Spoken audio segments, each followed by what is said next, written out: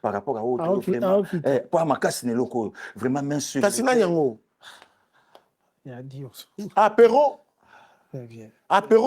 Louara peut-être yé bon ce qui mutande ngwana yebisanga lelo to non mais apéro Louara ou pas oui yé OK pour makasi ne loko yesoka juif agumba miboye asengi merci maloba ata so combien mais ya batu mususu makasi na ba caméra ya olobaki na so que non ebimi autant saint biso kolina kini to na moko lokota mutako ye bango yaya est-ce que batu bakutu na famille mobutu mariage à grande sœur nanga yango ebimisa combien mariage à grande sœur nanga yinga wali ebimisa combien au sommet du Mont Blanc tango obala combien bimaka? Il y a président Joseph Kabila. Il y a Kabila du 7 janvier 2006 et bimsa combien? Moi je crois hein, que tout ça la débat moko boye batu bakoyo kabiso pe moi elengi bapesi saint merci bapesi kulutu merci batalité pe débat. Il y a quelqu'un à Congo démocratique Albert Yuma. Mais ndele ba commenter mariage tina TV5. Bien sûr tout le monde. Tina France 24. Mariage mon somme. Batu ba tuna ebima combien?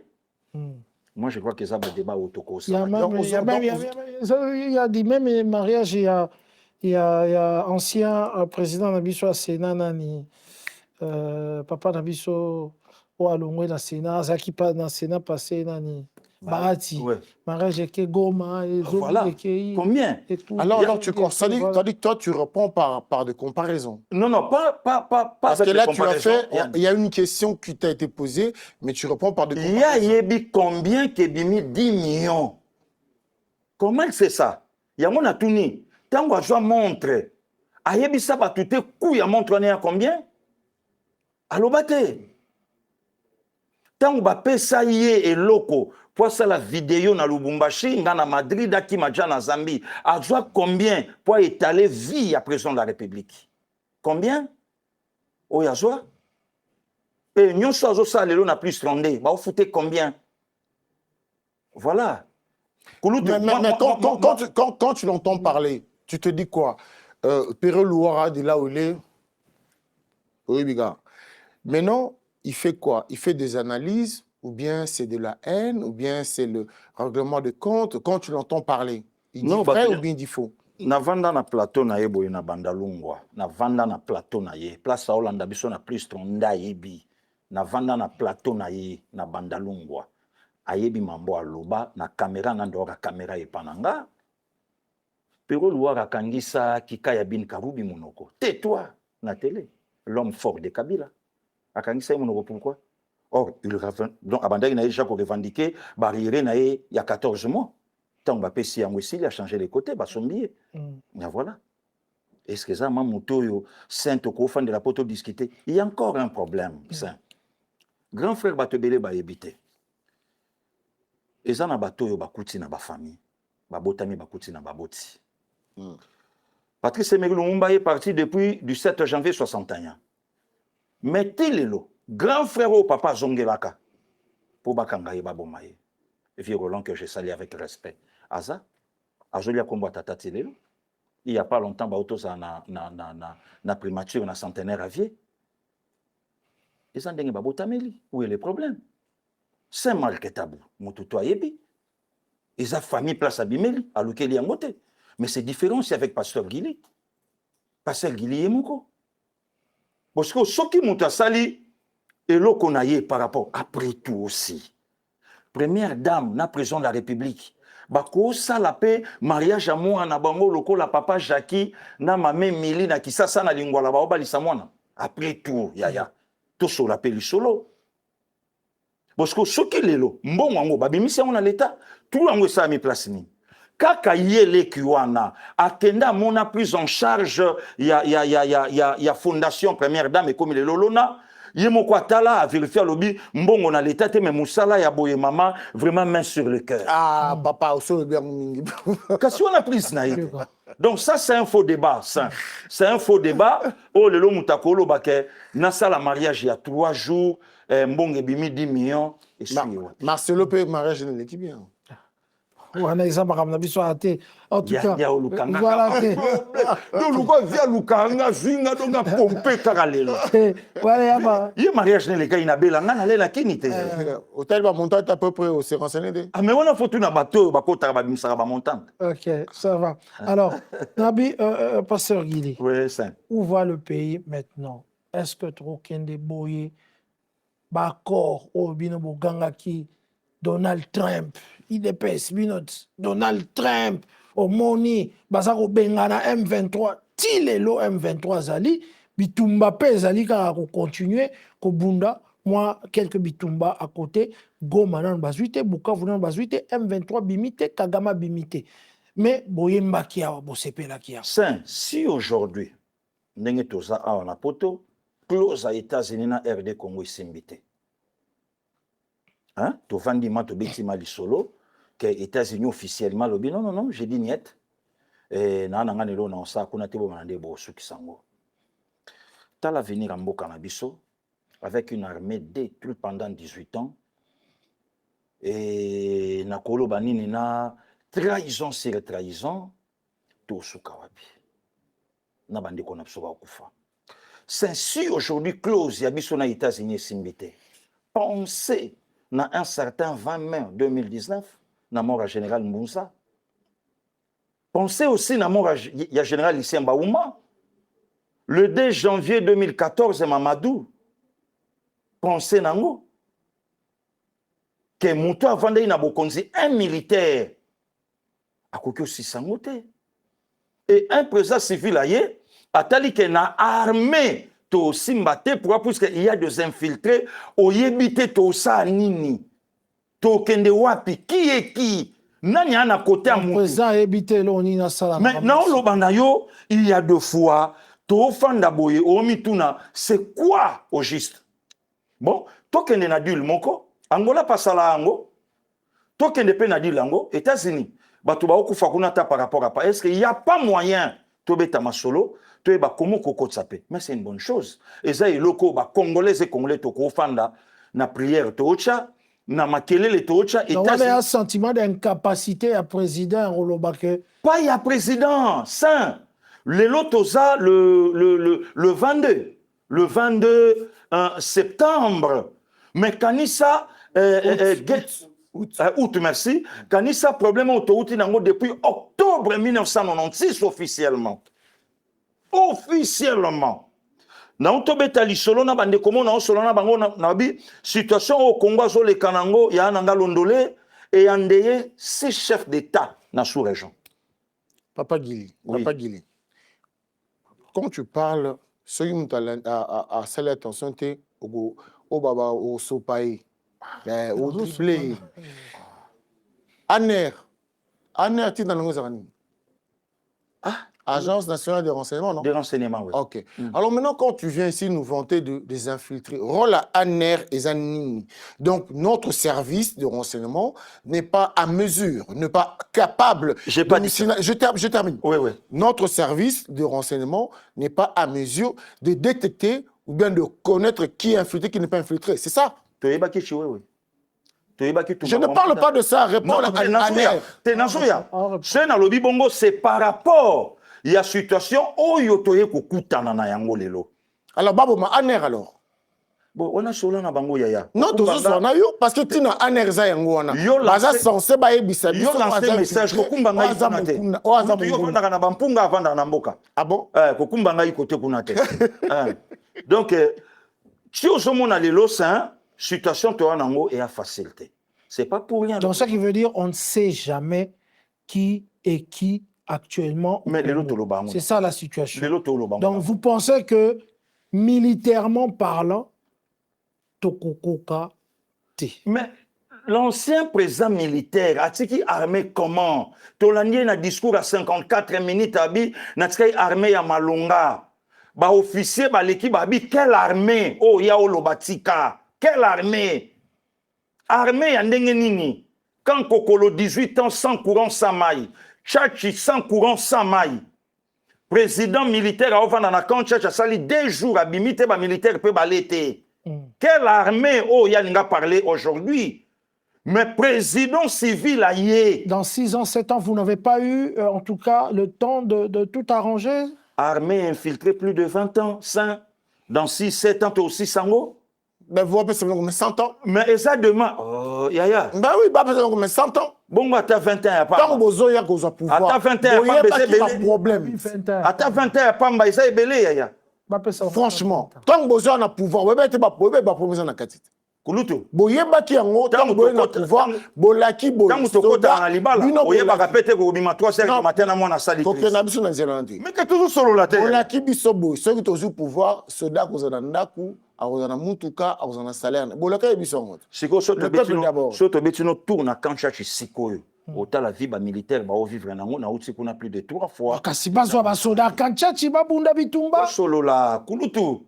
Na lobe zo beta na kokolo inde yaya. Koke nanga mupanzi te to ko tsabalon na kati. Bon papa Guili de toute façon, yozano jalelo ya Félix ya président Félix to na biso. Mais siko ngana tunaka, tant muta zo critiquer Congo ba benga kayenani. Puisque ma besa la ka soki mutu a soutenir république. Soki mutu a soutenir le président la république. Na moi photo lo kele pe kombo hein. Jalelo ba fana kuiti. Kulutu mutu ni na zanga lelo bato ba ko soutenir ye.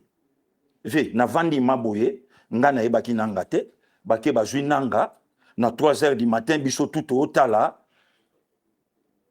a obtenu ce qui 7000 combien Tshisekedi Tshilombo Félix nanga mutalobi nanga ce qu'on a soutenir était comment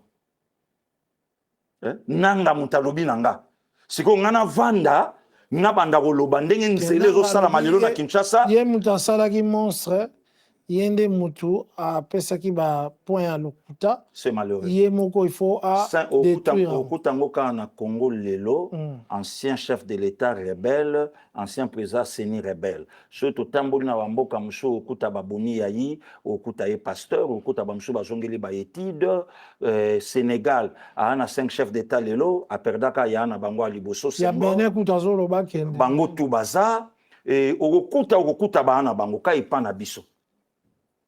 C'est de la bassesse pure et simple. C'est de la bassesse pure et simple. Tokolobango, gouvernement congolais, vous êtes complice. Si le pays comme le Sénégal accepte de recevoir Joseph Kabila, bah saliper réunion.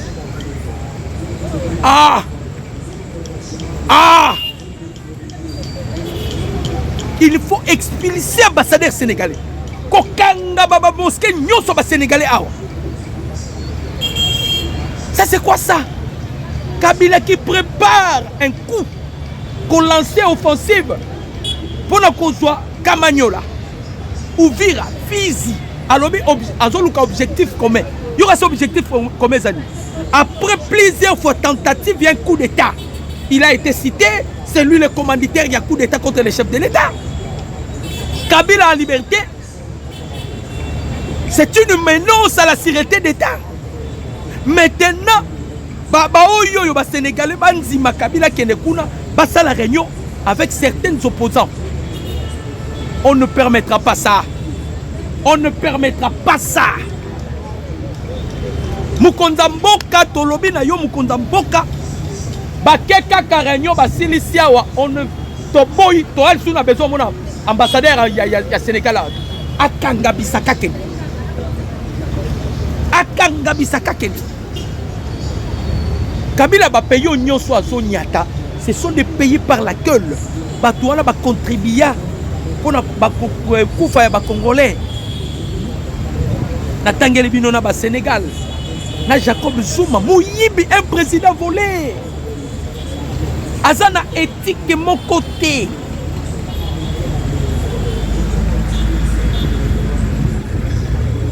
Aimez la vidéo. Commentez. Partagez le lien. On a besoin de commentaires na bino. Ceux qui n'ont raison, ceux qui n'ont tort, pour condamner na ba commentaire na bino. Kabila zo prévoir akutana na opposition. Boyebi c'est que Kabila est en train de penser. Kabila veut revenir encore au pouvoir pour nous tenir encore en esclavagisme. Permettrez-vous d'être encore des esclaves? Ba diaspora, botikala na poto libela et que Congo qui est na maboko ba Rwanda. Pour les derniers virages, on ne peut pas blaguer On ne peut pas blaguer avec le pouvoir. Il faut des mesures Yamakasi. Il faut des mesures Yamakasi.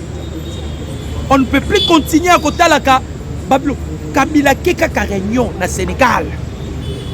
Ba délégué, oh la Mouka tini délégué. Jekme Chabani, vous récupérez l'agrément à la Mouka.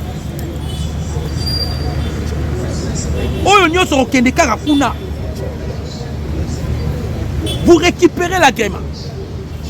Parce qu'on doit plus continuer à comme on a Babilo Koyo. Vous allez commencer à récupérer l'agrément. Et ça bon. Parce que il faut pas sentir que non, la RDC sur Bandi commande. Kabila Zotamboula, il cherche comment toujours battre mon Kotambo. Cette fois-ci, ils veulent utiliser l'opposition. Pour ça, Yola de Makolonda révélera Kabisou Lokoyo. À sa porte-parole, il y a le gouvernement rwandais. Alors, Yola de Makolo. Alors, Ngeka Kabeti, c'est qu'il y a un pouvoir.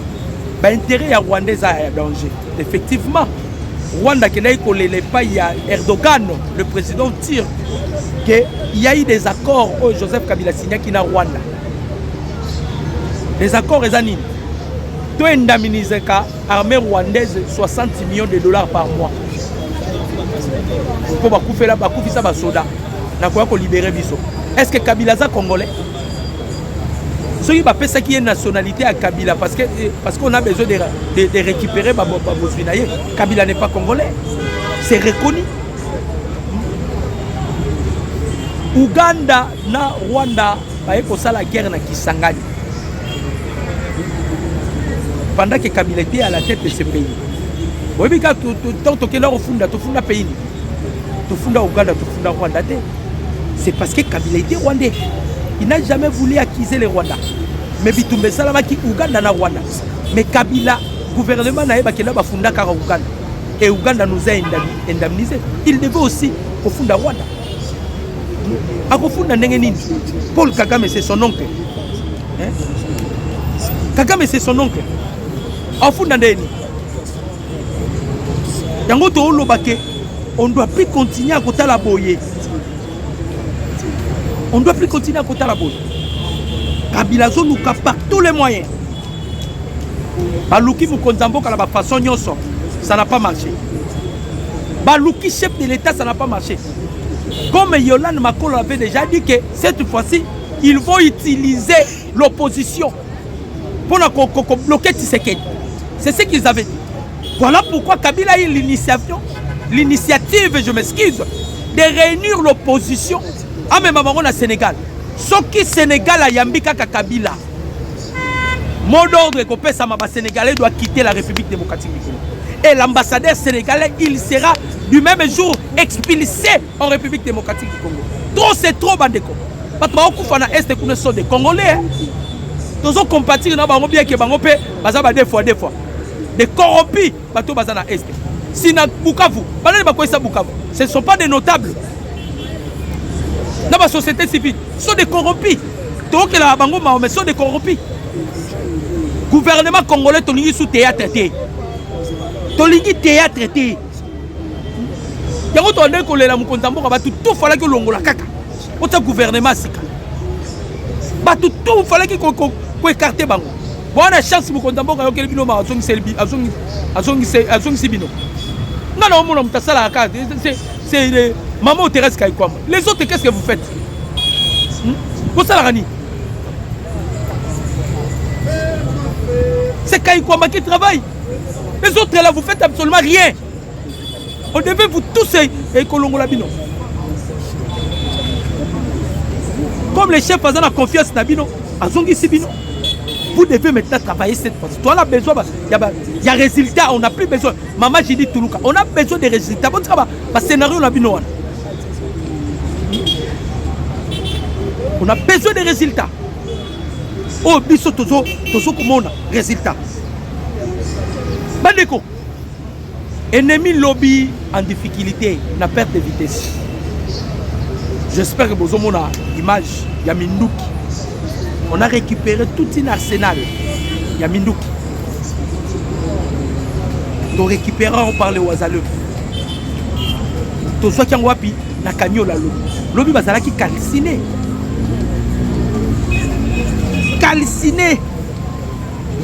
média rwandais n'en parle même pas.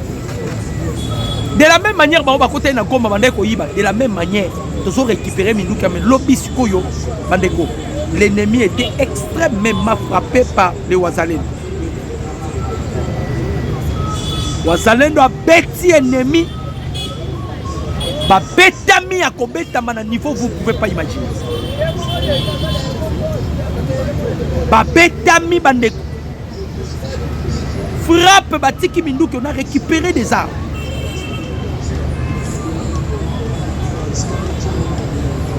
On a récupéré des armes.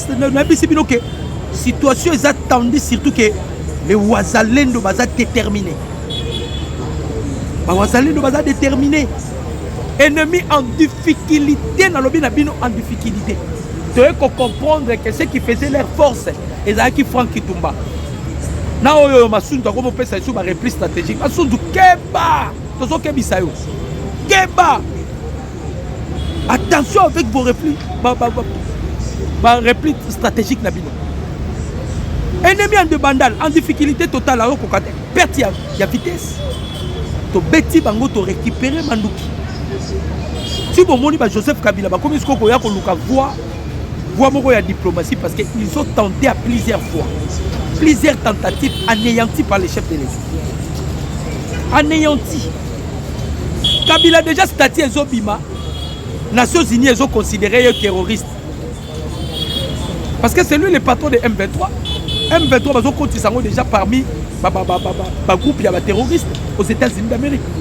Maintenant, les politiciens congolais, les soi-disant opposants, Baliba Kekuta Ana Kabila, Moutou a considéré comme rebelle. Bandeko. Yango toane koloba.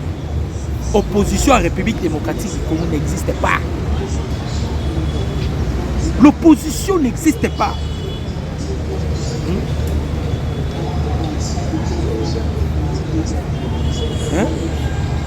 N'existe pas.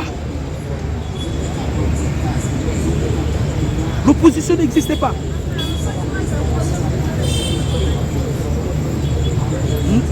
Moi, je suis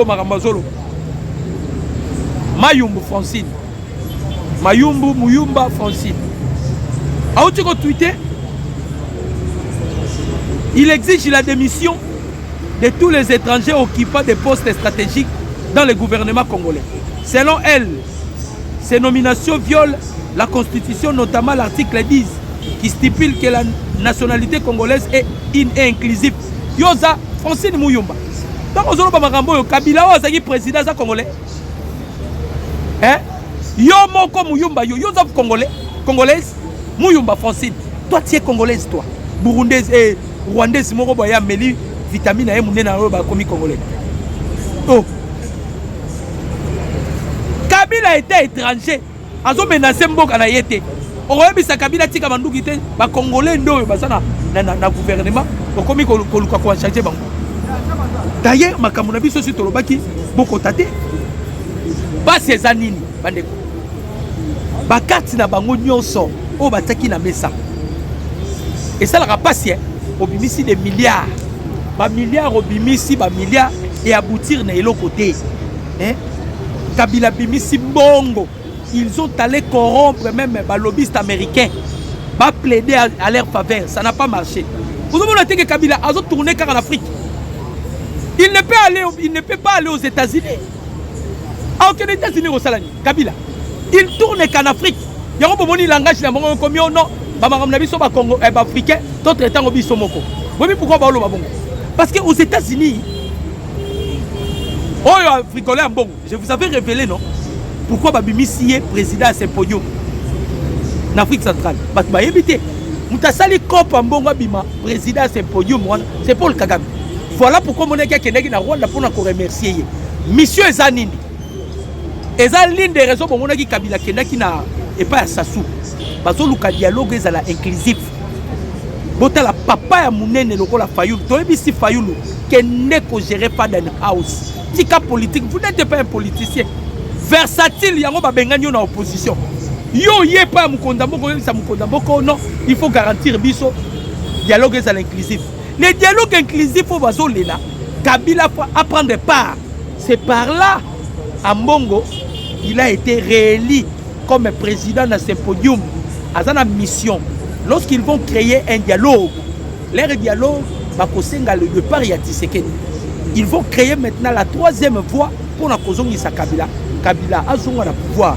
Donc la Kabila Zole là déjà parce que Tokangi Bamadousou, surtout avec les 600 titres d'exploitation minière que le gouvernement congolais a récupéré, et puis si Bango Moutou Baluka, Bakomi Koluka Neni Bako récupérer, na énuméré Bino Bakombo.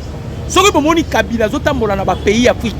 Ba pays Zomona Kabila Zotambola. Ce sont des présidents que Kabila les a livrés, légués. Les seuls Congolais va exploiter minerais Nere Balingi.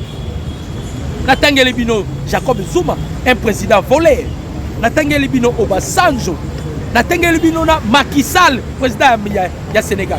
Tolobi Angoba Sénégalais bo sala ka plan. Soki Kabila ke na Sénégal et que réunion en Salamaki avec l'opposition. Les Sénégalais vous ne serez plus au Congo. Beaucoup.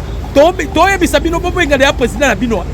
Boye Bisaye que ba Congolais baza déterminer si les Sénégalais acceptent de recevoir Kabila na Sénégal. Ce qui a si réunion, ah ouais, on a besoin d'imam sous Sénégalais. Pour que na Sénégal. Ou bien pour que les régions de Kabila na Rwanda. C'est ce qui va se passer. Jacques Chabani, vous êtes le ministre de l'Intérieur. Va reconduire yote pour kangara photo. Va reconduire bino pour sala musala. Désormais, parti politique union soit continue à déléguer, va que ne comprendre part na Joseph Kabila na Sénégal. Faut que boto la bango agrément. Il faut quand même la dictature. Ah Mobutu ah tout à l'heure Kabila osara na vantirbo. Pour que comment ça va vantirbo.